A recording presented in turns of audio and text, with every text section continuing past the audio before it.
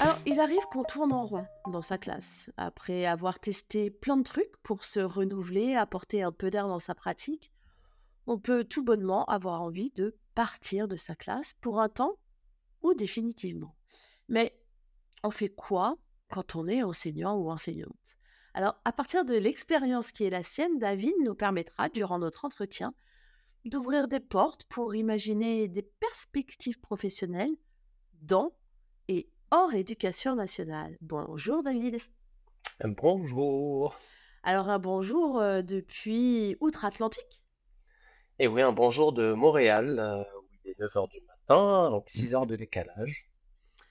Si tu devais nous donner l'élan pour oser sortir de nos classes, tu nous dirais quoi?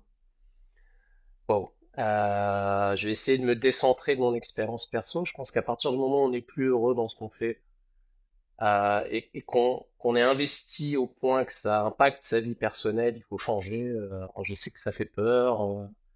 Je sais qu'on peut pas, en fonction aussi de nos vies familiales, hein, de nos installations, de l'achat d'une maison.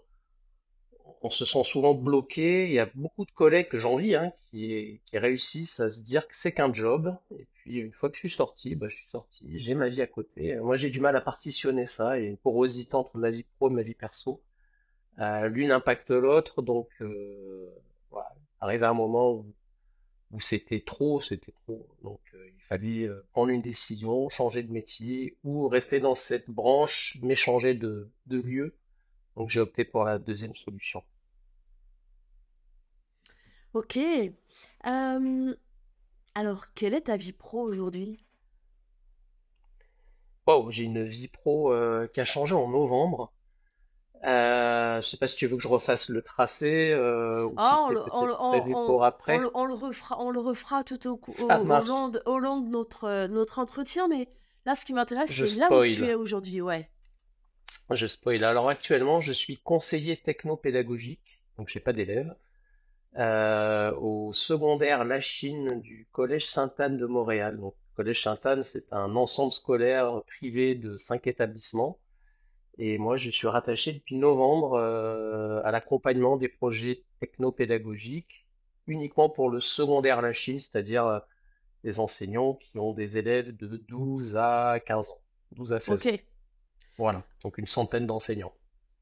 Est-ce à dire que tu n'appartiens plus du tout à l'éducation nationale?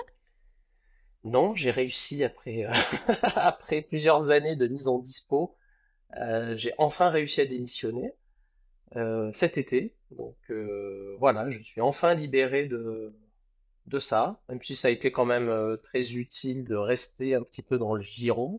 Ça faisait une certaine sécurité, petit parachute, mais entre sous-peser le potentiel retour en France, ou en tout cas au sein d'une structure affiliée à l'éducation nationale, et puis rester dans le système dans lequel je suis maintenant depuis plusieurs années, bon, j'ai tranché, ça ne servait plus à rien. De toute façon, je ne retournerai pas dans l'éducation nationale, donc il n'y a pas de raison de continuer à faire des papiers tous les ans. Ok, donc tu as fait le grand saut, tu as quitté Ouais. définitivement l'éducation nationale. Avec le recul qui est le tien, qu'est-ce qui déclenche, soit tout doucement, soit massivement, l'envie de sortir de sa classe? Alors, d'aller voir ailleurs, expatrié, je pense que ça, c'est un élément parmi d'autres, mais ce qui m'intéresse, c'est voilà, l'envie de sortir de sa classe. Moi, j'ai enseigné une vingtaine d'années à plusieurs niveaux, dans plusieurs académies. Alors, j'ai enseigné les arts. Euh, je pense qu'un premier déclencheur, je suis assez féru de nouvelles technologies. Je pense que c'est aussi ma chance, hein, c'est ce qui me permet aujourd'hui d'obtenir des postes. En tout cas, le Covid a fait que des profils comme les miens sont plutôt recherchés, hein, une espèce de mercato comme au football qui est assez agité, avec de la recherche. Moi, je suis parti très vite dans les iPads en 2011, puis ensuite dans l'utilisation du smartphone. Euh, et puis arrivé à un moment, je me suis dit, voilà, je passe beaucoup de temps à travailler là-dessus, à trouver les réponses technologiques, techniques, les usages pédagogiques qu'on peut en faire. Et puis je voyais beaucoup de mes collègues qui passaient l'agrégation, et puis je me retrouvais à faire des semaines de 40, 45 heures de travail pour me retrouver le 15 du mois bloqué parce que bah, j'avais une paye de professeur certifié sans heures sup, sans sans possibilité, on va dire, donc, il fallait faire un choix entre se lancer dans les innovations, y passer du temps, ou essayer d'avancer. J'ai très vite heurté un plafond de verre, c'est-à-dire que pour obtenir d'autres postes un petit peu plus conséquents, ou avec une vision un peu méta, c'est-à-dire sortir de la salle de classe et essayer de faire autre chose, je me suis très vite retrouvé bloqué parce que bah, pas agrégé, pas inspecteur. Donc il y a toute une série de petits événements comme ça qui m'ont fait comprendre que bah c'est soit je continue à faire ça, et puis au bout d'un moment, bah, innover pour innover, ça n'a pas de sens. On innove parce qu'on répond à un besoin ou à un manque en classe. Et j'ai fait un pas de côté en passant un réseau Canopé, qui n'a pas été une très grande réussite comme expérience. Donc voilà, arrivé un moment, bah, on essaie de trouver des chemins pour sortir de sa salle de classe parce qu'on a eu l'impression de pas tourner en rond, mais de se dire on a besoin d'autre chose, arrivé à un moment. 20 ans d'expérience, d'expérimentation, bah, moi ça me suffit plus hein, à titre personnel, je voulais vraiment. Puis une fois qu'on a mis les mains dans la technologie, on se rend compte que si on veut faire un petit peu bouger les choses ou être un peu un levier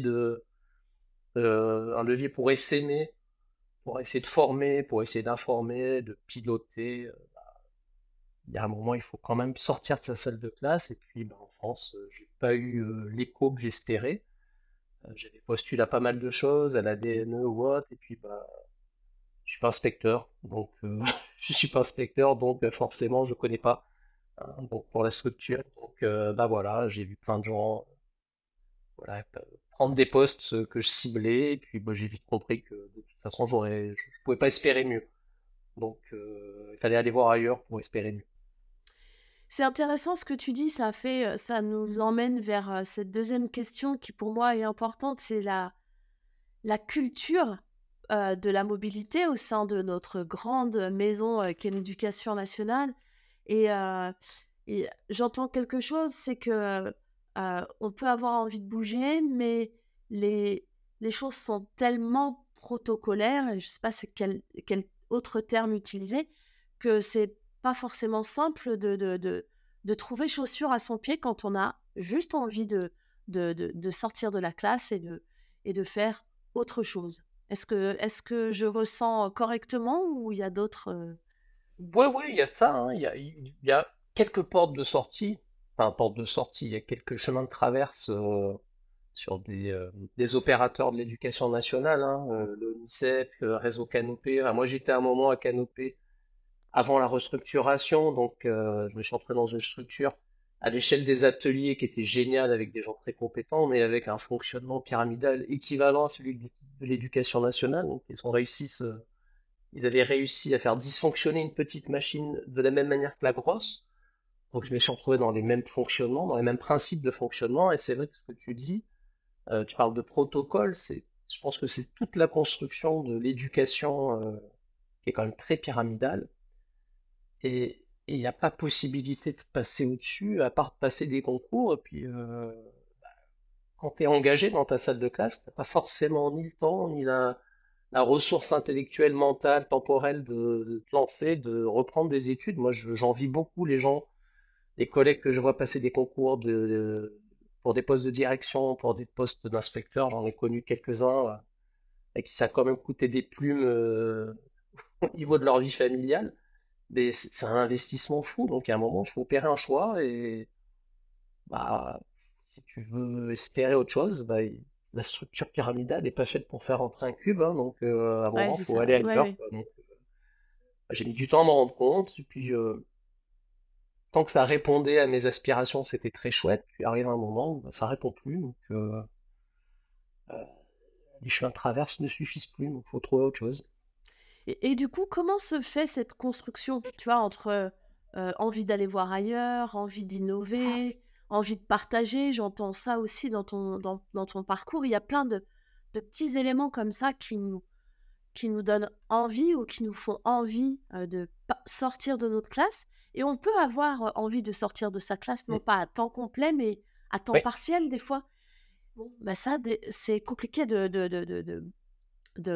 comment dire, d'organiser des parcours un peu singuliers. Mais toi, comment s'est faite cette construction à partir de la prise de conscience jusqu'au bah, ok, il faut que je parte. Est-ce qu'il y a eu des étapes comme ça très, très marquées et qui peuvent être Oui, intéressantes, oui, intéressantes à mettre en mots. il y a eu des balises, on va dire, Ouais, en réfléchissant un peu au parcours, au moment où il y a eu des moments, comment dire, qui ont été marquants, c'est-à-dire qui m'ont vraiment donné envie d'embrayer pour aller vers autre chose. Euh, Toutes les expérimentations qu'on a pu mener, voilà, un des premiers moments déclencheurs, ça a été euh, quand il a été présenté au ministère au Lab 101, au Lab 110, pardon, notre expérimentation BIOT, il a fallu presque pleurer pour que je puisse monter, présenter ce que ouais. j'avais quasiment construit. Alors on était deux, hein, mais bah, j'avais mis les mains dans le cambouis fort. Et puis quand je voyais que il fallait remuer ciel et terre pour que je puisse aller présenter des choses que j'avais construites à 80%, c'était un peu compliqué à vivre. Alors certes, certains diront que c'est peut-être une blessure d'orgueil. Moi je dirais plus que c'est un manque de reconnaissance qui m'a un peu meurtri. Donc là j'ai dit ok, bah, c'est comme ça marche. Je comprends le Ah, système, je dont comprends de toute acte. Ouais, c'est façon ça. que Ouais. voilà, donc tac, Mm. donc on va passer à autre Mm. chose. Euh, Moi, je viens plutôt des beaux-arts, de l'édition, de l'illustration, et c'est vrai que je me retrouvais pas non plus dans la littérature éducative, pédagogique. Je trouvais qu'il y a des ouvrages super intéressants, mais quand je lisais des ouvrages, je me rends compte qu'il y avait 4 pages sur 150 qui m'intéressaient, qui me touchaient, qui m'impactaient réellement. Et j'avais proposé de faire des ouvrages plus courts, plus concis, peut-être plus esthétiques, juste pour attirer les gens qui n'étaient pas forcément intéressés par cette littérature. Et j'espérais, j'avais bon espoir qu'au sein de Réseau Canopé, qui était encore une maison d'édition à l'époque aussi, ça aurait pu faire le job. Bon, bah, ça l'a pas fait. On m'a vite fait comprendre qu'il y avait une structure et que j'y avais pas ma place non plus. Donc, bah, j'ai pris sur mon temps pour faire les petits fascicules. Donc, je les ai fait tout seul dans mon coin au début. Puis petit à petit, bah, je me suis retrouvé à plus savoir quoi dire. Parce que bah, j'ai pas une connaissance empirique non plus de tous les champs disciplinaires. Et puis il y a plein de gens qui se sont associés, avec qui on a co-construit, avec qui je suis encore en contact, donc c'est très très chouette. Donc j'ai essayé de colmater un petit peu voilà, les mauvaises surprises que j'ai pu vivre, j'ai essayé de les colmater en trouvant des solutions, mais elles étaient souvent sur mon temps perso. Voilà, donc ça n'a pas aidé au niveau familial. Le troisième élément, je pense que ça a été vraiment déclencheur, ça a été les réseaux sociaux. C'est-à-dire qu'au début, on s'est dit, on va un peu occuper les réseaux sociaux pour communiquer, pas pour se vendre, mais simplement parce que bah, on a bien compris qu'on n'a pas forcément les appuis nécessaires à nos échelles académiques. En tout cas, dans l'académie où j'étais, j'avais la chance d'avoir une super inspectrice qui était investie, qui nous a poussé autant qu'elle a pu, mais bah, la structure au-dessus, tout ce qui est innovation, gestion du numérique, on sentait bien qu'on gênait, hein, clairement, qu'on n'était pas dans le bon moule. Soit on allait trop loin, soit on n'était pas des bons poulains, on venait pas de la bonne écurie.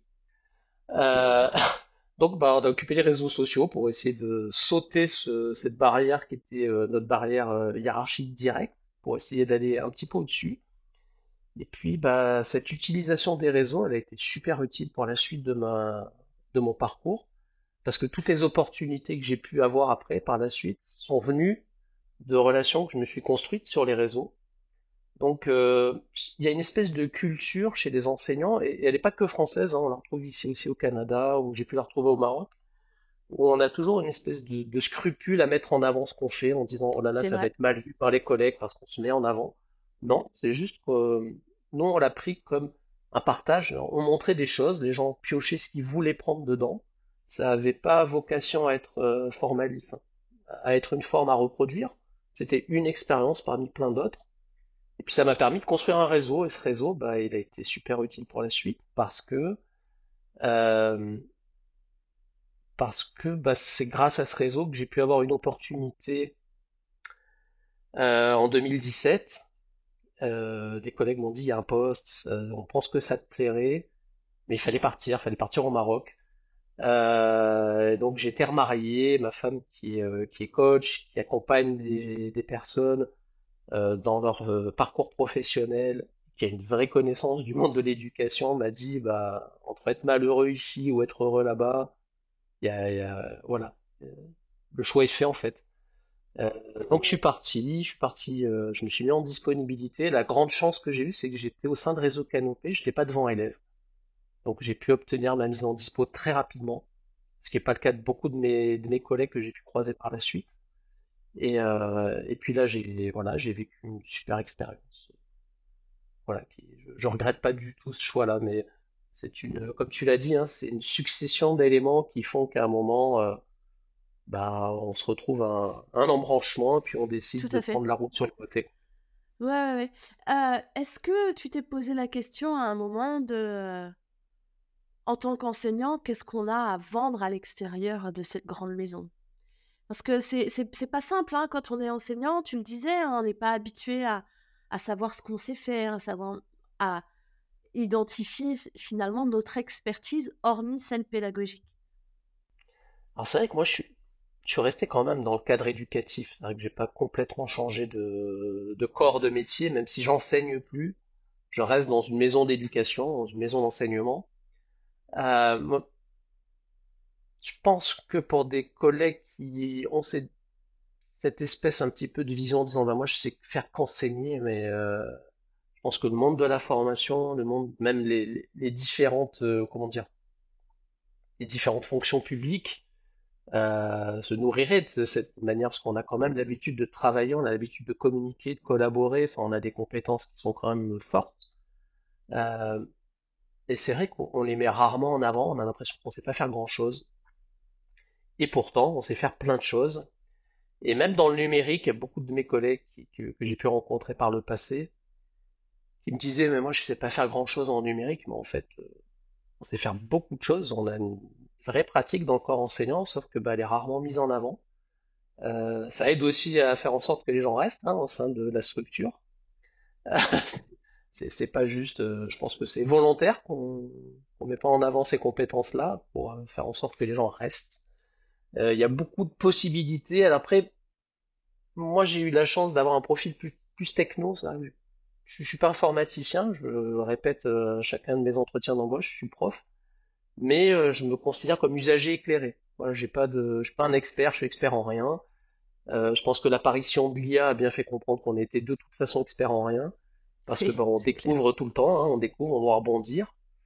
Et j'ai plutôt tendance à dire que contrairement aux enseignants qui sont devant les élèves, moi j'ai du temps. J'ai du temps pour tester les choses.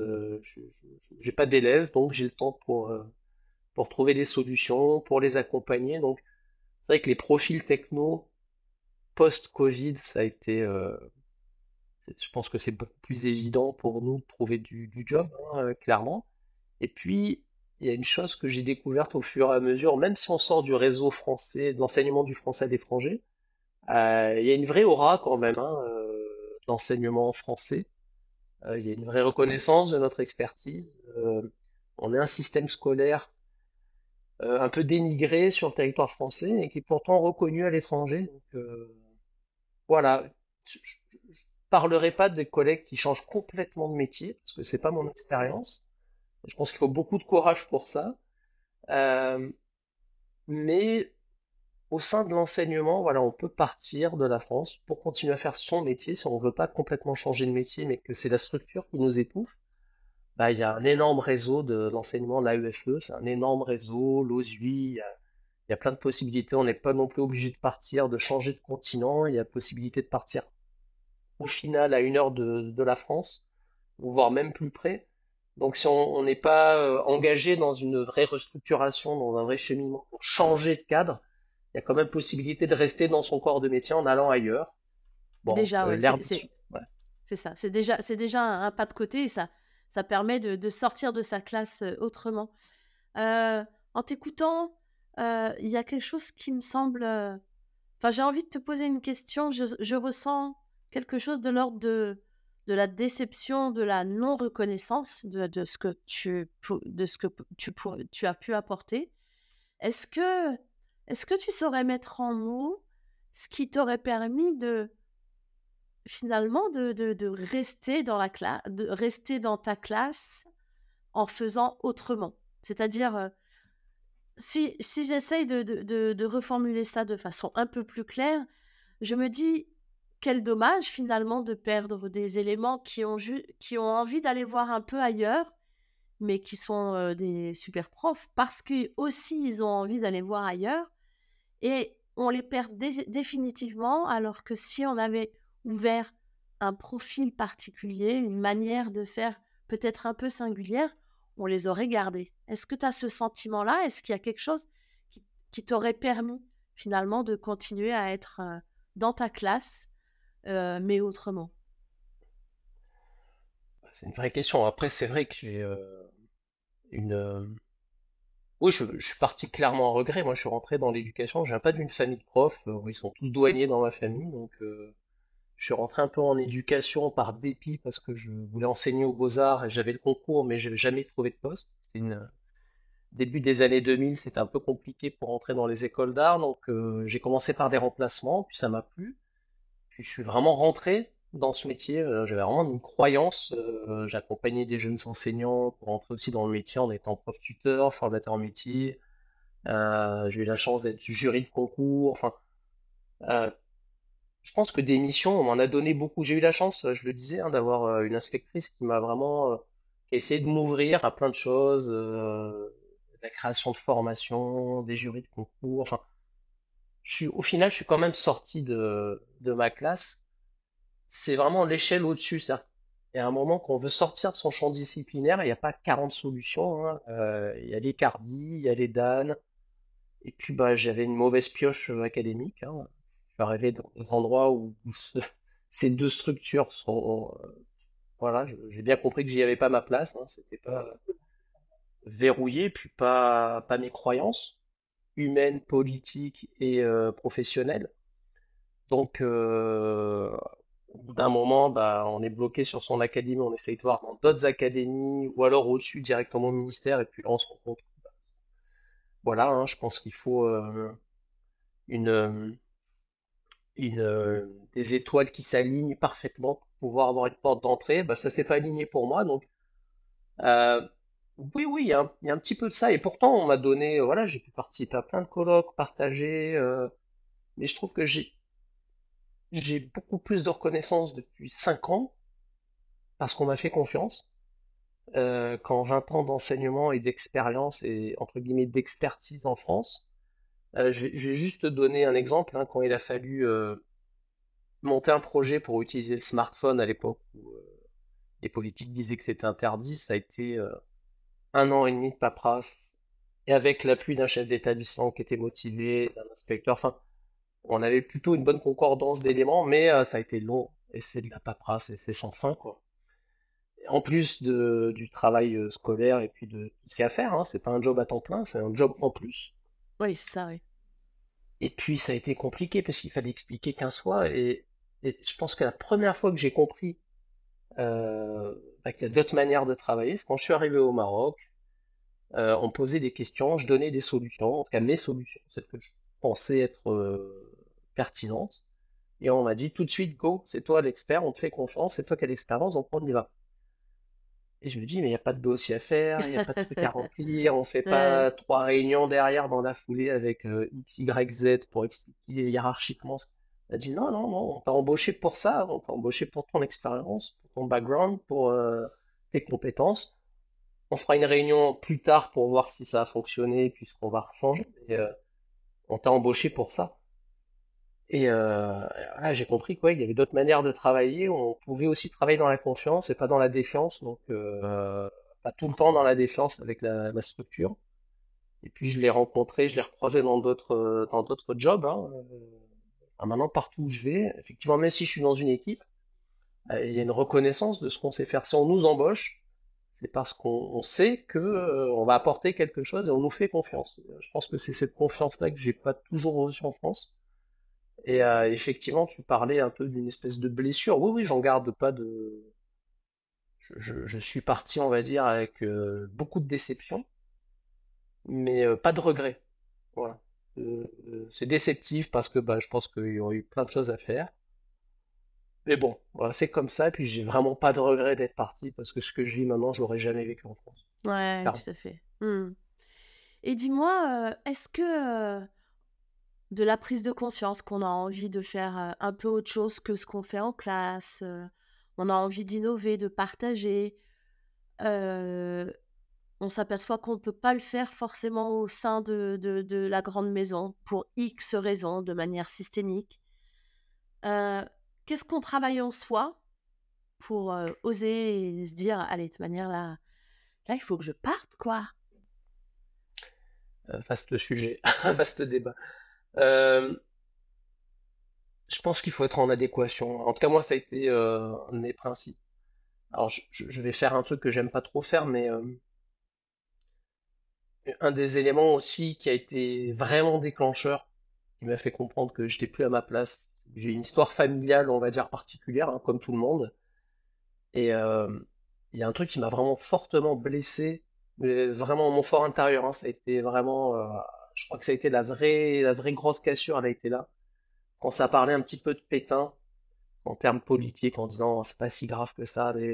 Mon grand-père a été juge en Algérie, il s'appelait Maurice Cohen, donc vous comprenez bien que en 42, il a été gentiment viré de son poste. Mon père a été interdit d'aller à l'école.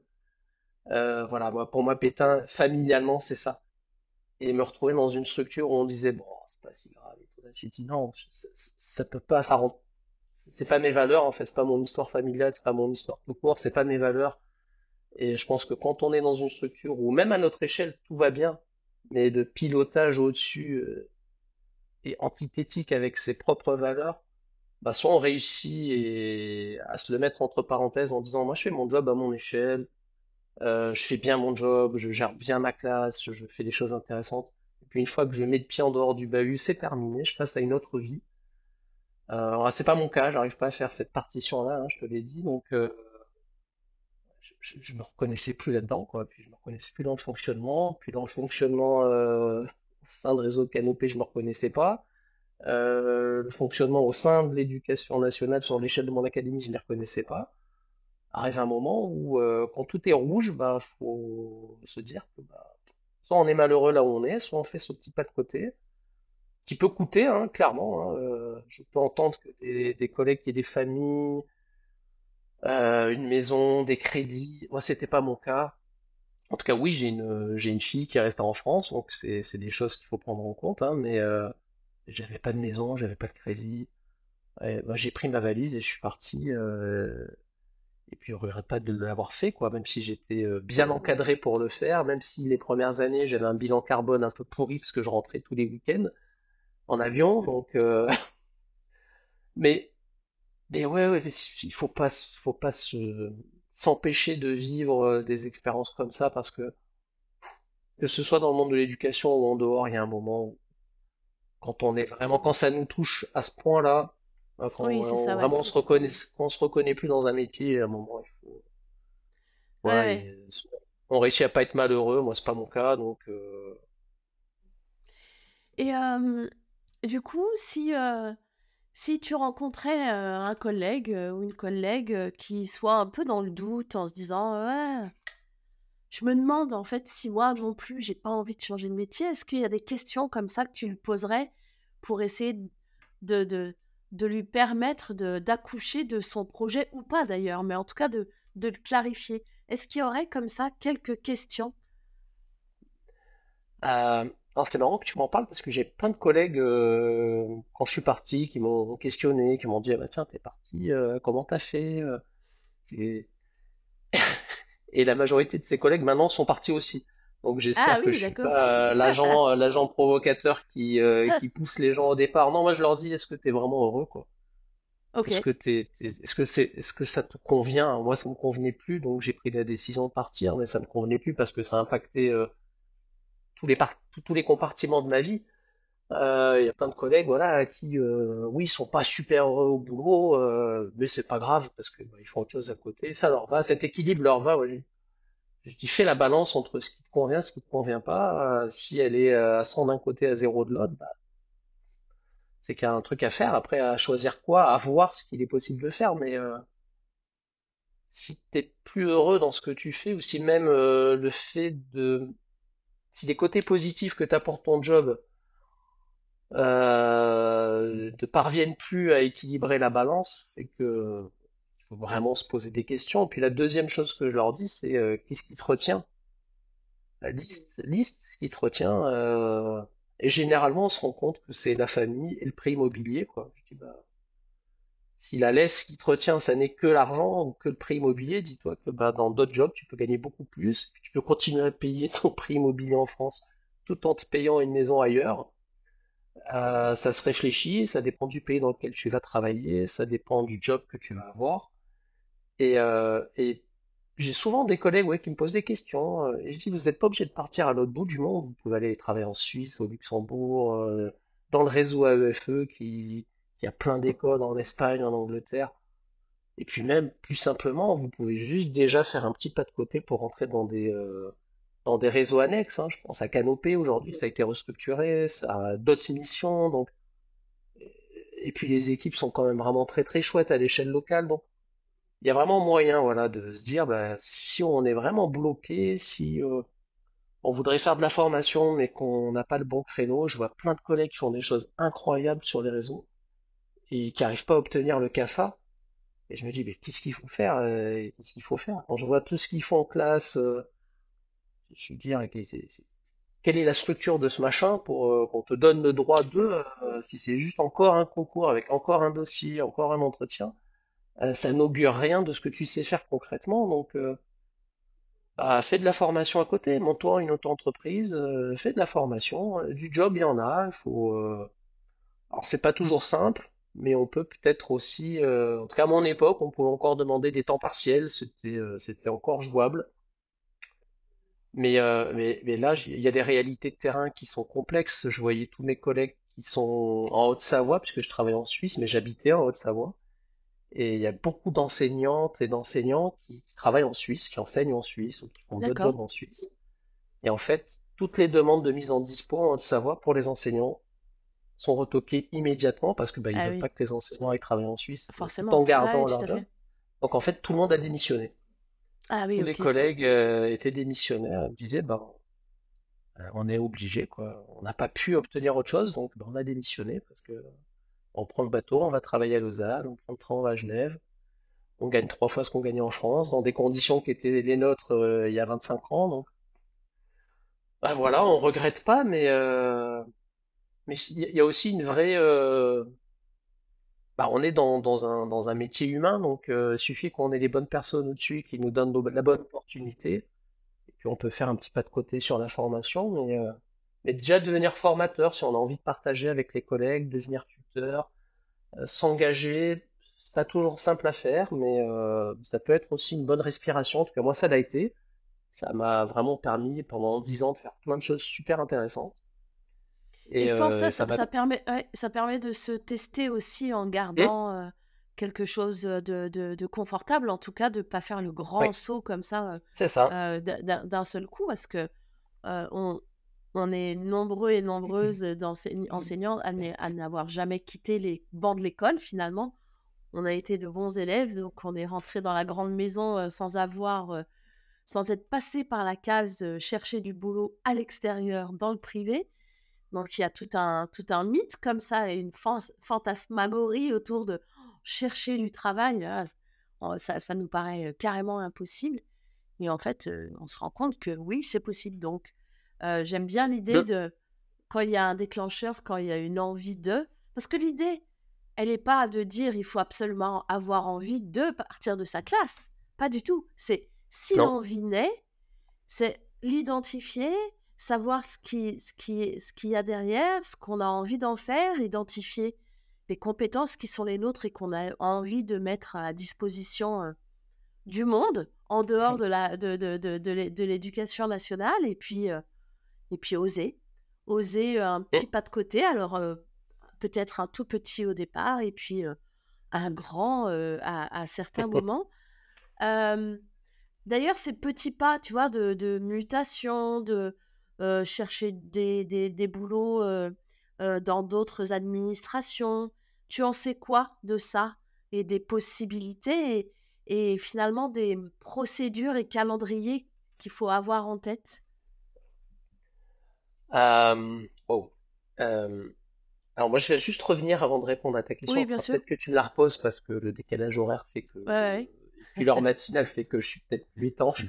Je vais revenir sur un truc que tu as dit, et je trouve ça très très juste, hein, c'est que moi, je viens pas de l'école j'ai fait Oui, plein de jobs avant de devenir prof. J'ai commencé à enseigner un peu sur le tard, presque à l'orée de mes 30 ans, donc j'ai eu une vie professionnelle avant.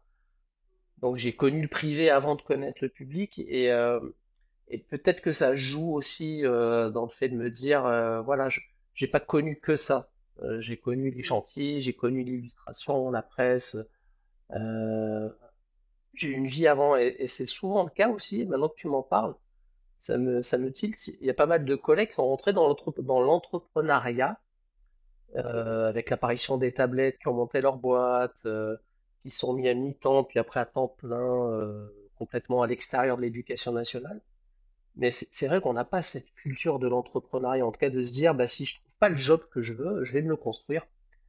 Et c'est vrai que c'est assez dingue. Par exemple, ici, il y a des cours d'entrepreneuriat au ah oui, Canada. ok. Donc je découvre ça, ils ont des cours là-dessus. C'est pas forcément pour créer sa boîte, mais je trouve que c'est important aussi de se dire, voilà, certes, il y a la sécurité de l'emploi, de l'éducation, en tout cas de la fonction publique, mais il y a autre chose qui existe avant. Donc, c'est vrai que peut-être je différencierais des profils, ceux qui ont connu une vie professionnelle avant d'enseigner, puis ceux qui sont jamais vraiment sortis de l'école, qui ont juste changé de place au sein de la classe, donc qui sont passés de l'élève au bureau du prof.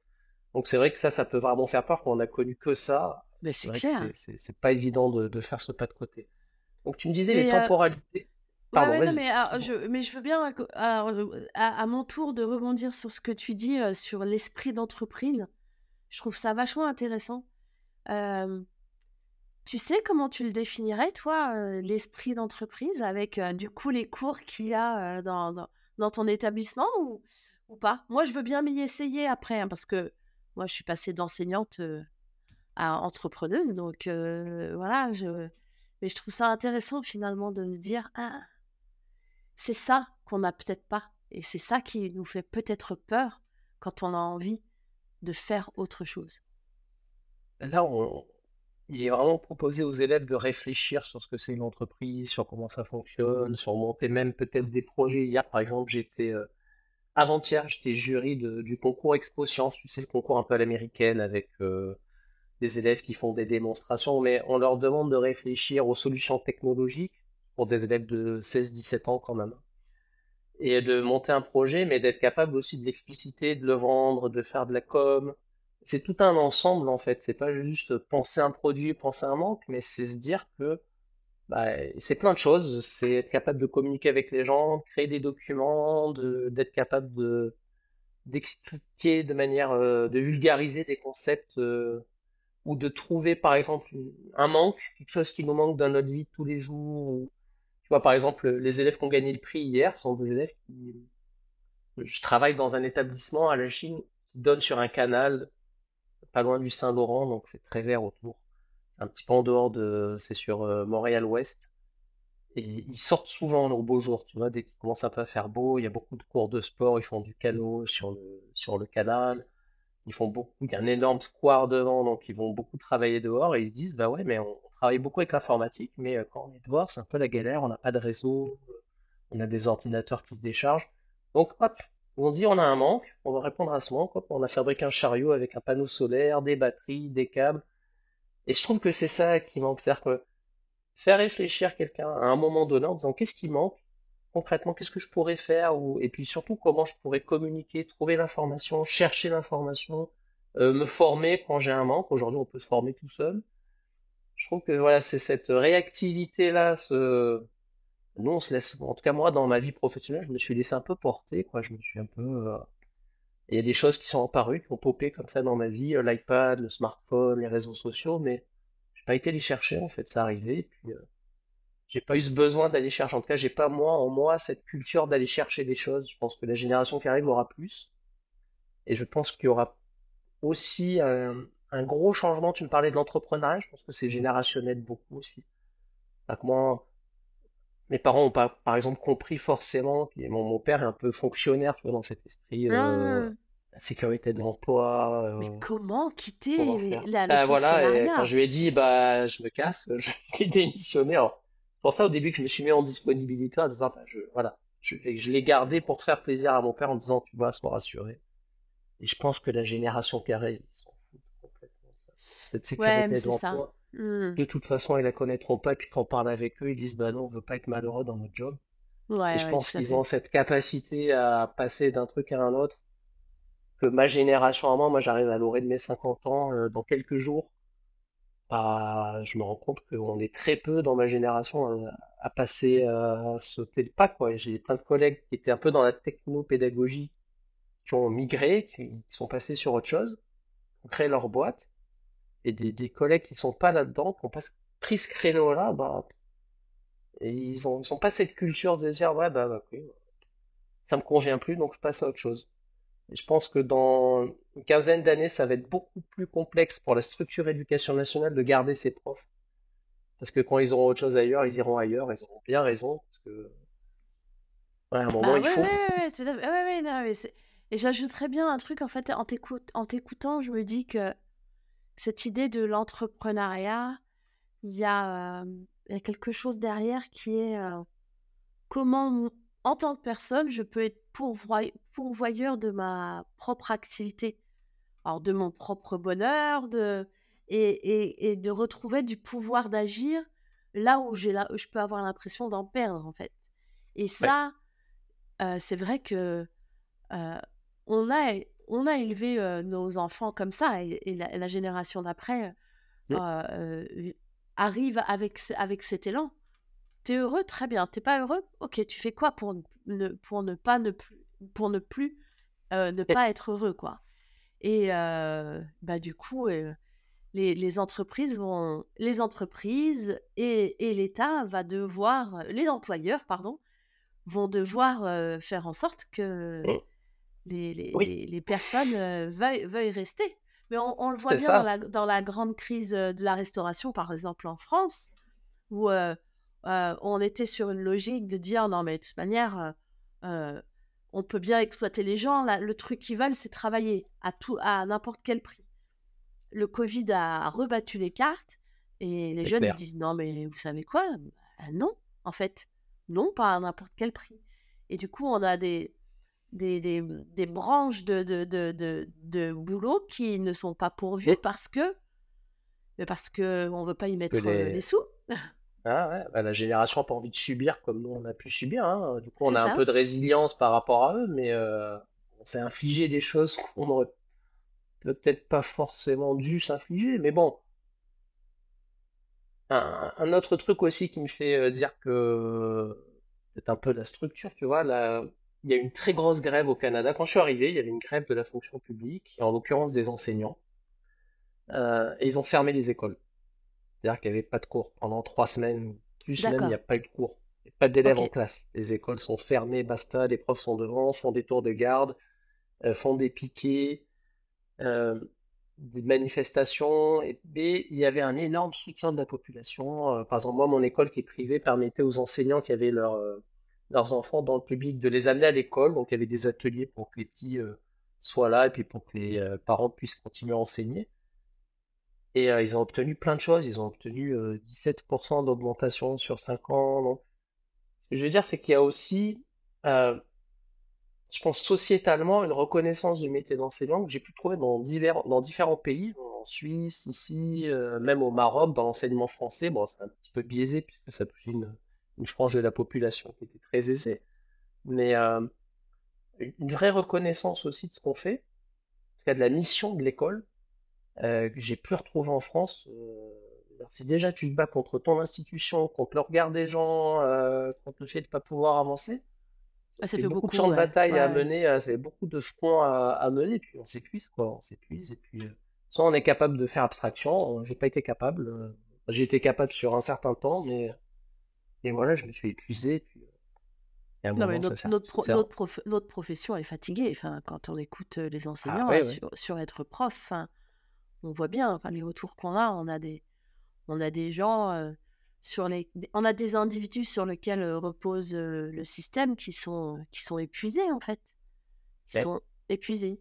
Encore Alors passionnés, suffisamment passionnés, mais qui sont épuisés. oui, bah, j'ai beaucoup de très impressionné par la résilience de cette profession, surtout en France. J'avoue Ouais, que c'est voilà, vrai. j'ai donné quelques années, mais je continue quand même à suivre, à avoir beaucoup de collègues qui sont encore dedans, mais j'ai de plus en plus de personnes qui me posent des questions sur les réseaux, en message privé, qui me contactent en disant bah, comment t'as fait? Alors, tu parlais tout à l'heure de temporalité.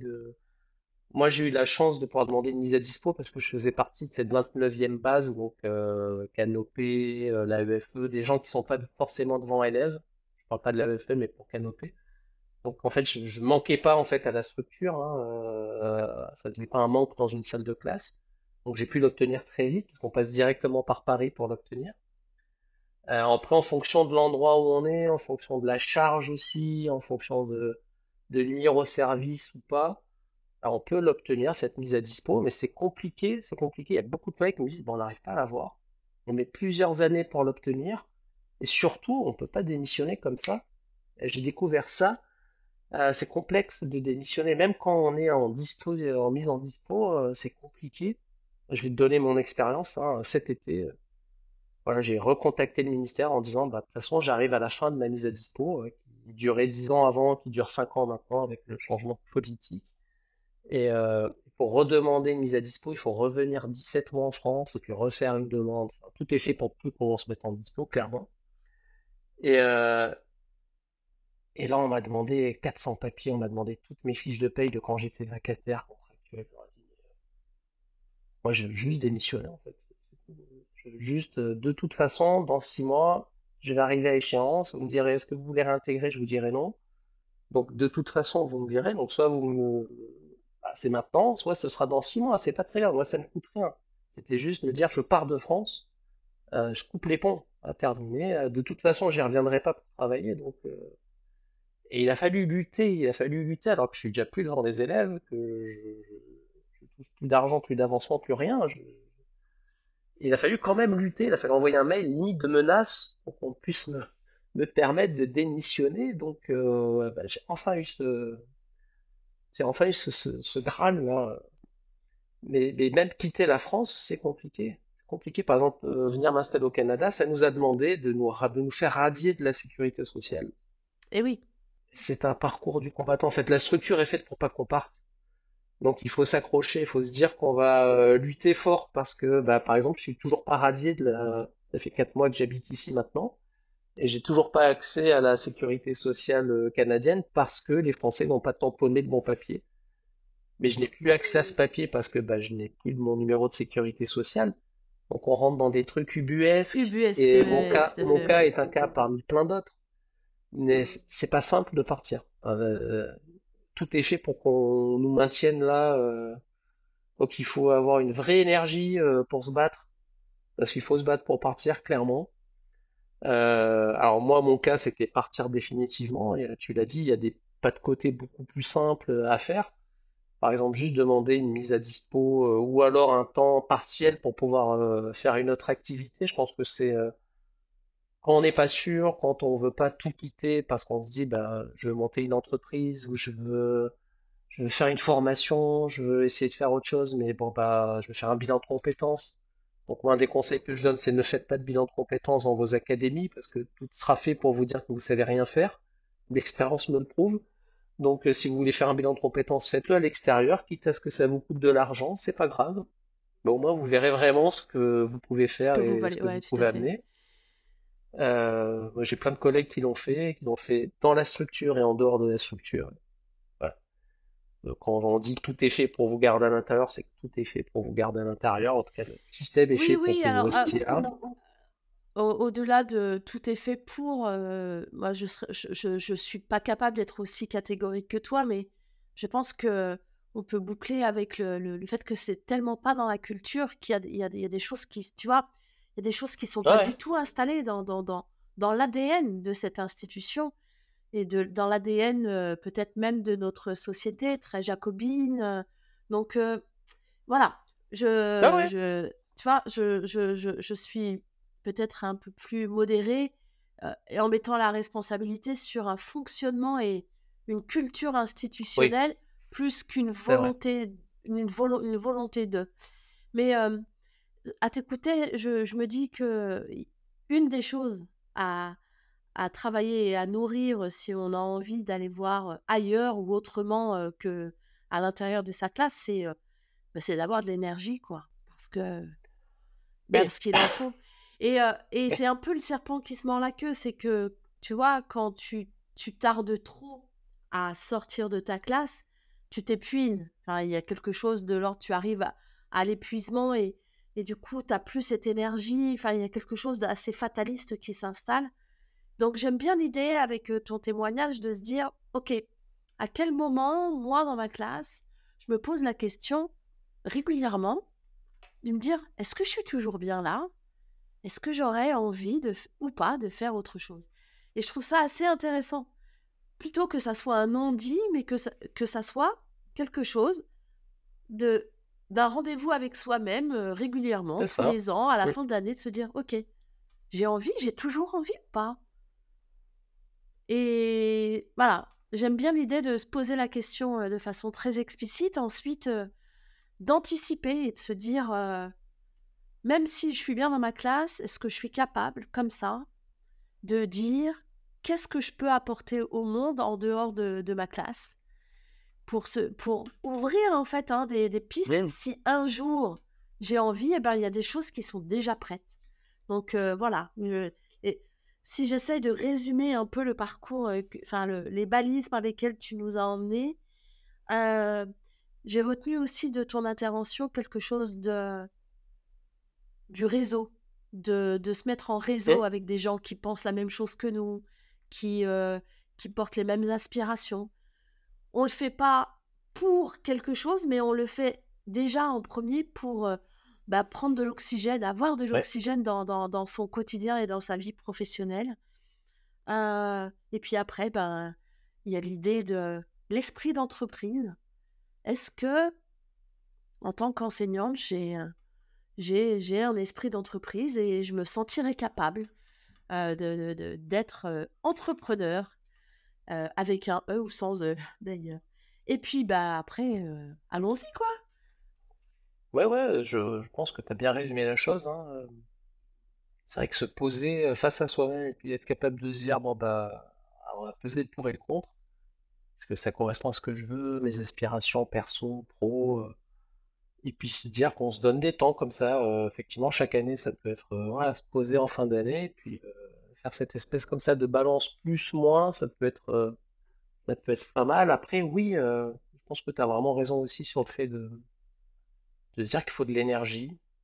Il faut de l'énergie, mais, on n'a pas besoin de tout démolir comme ce que C'est moi ça. j'ai pu faire, hein. Moi j'ai vraiment fait table rase et puis je suis passé à autre chose. On n'est pas obligé de faire ça pour sortir de sa salle de classe. On peut se faire des parenthèses autour de la formation, mais ça dépend aussi de ses envies, hein. Qu'est-ce qu'on a vraiment, nous, envie de faire? Et puis ensuite, se donner les moyens de se former, de s'informer. C'est pas toujours évident aussi de s'informer. Et le réseau, c'est fondamental, clairement, pour trouver des appuis. Et puis même pour être aussi un espace où on peut un peu, voilà, quand on est un peu en mode down, quand on est un C'est petit peu en ça, mode tout à fait. voilà, là, tout se passe mal, j'ai besoin de vider mon sac. Ça peut être aussi une bonne chambre de résonance parce que bon, on va rencontrer des collègues qui sont dans la même situation, donc ouais, ouais, le réseau, c'est clairement très important. Merci beaucoup, David, Bah, pour avec grand plaisir. cette mise en perspective de ce que peut être la mobilité professionnelle, qui n'est pas beaucoup accompagnée hein, au sein de l'éducation nationale, mais voilà, le réseau, les échanges informels entre enseignants peuvent servir à ça et d'ouvrir les possibles. Et en tout cas, j'ai envie de conclure là-dessus sur s'autoriser à y penser. Voilà, même quand tout va bien. C'est vrai, bah, c'est pas toujours évident de trouver de l'information. Ça paraît tout de suite insurmontable parce on y accole plein de problématiques techniques, personnelles, familiales. Mais voilà, il y a toute une graduation de choses qu'on peut faire. La chose ultime, c'est ce que j'ai peut-être pu faire, c'est-à-dire vraiment partir. Et il y a plein d'étapes, il y a plein de choses qu'on peut faire avant. Donc, ouais, je pense qu'il faut se renseigner, regarder ce qu'il est possible de faire, et puis s'écouter.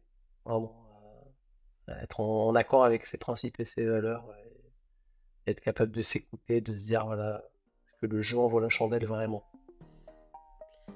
Merci beaucoup, David. Je t'en prie, un grand plaisir.